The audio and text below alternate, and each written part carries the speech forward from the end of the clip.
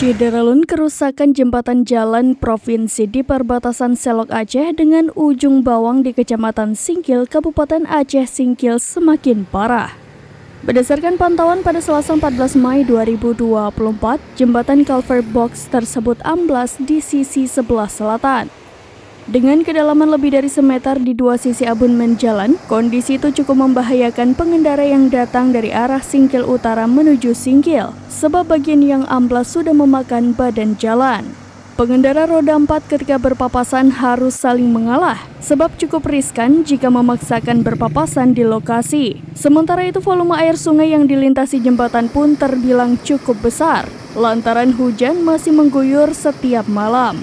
Warga berharap segera ada penanganan sebelum jembatan tersebut menjadi ambruk. Dari Aceh Singkil, Dede Rosadi, serambinews.com.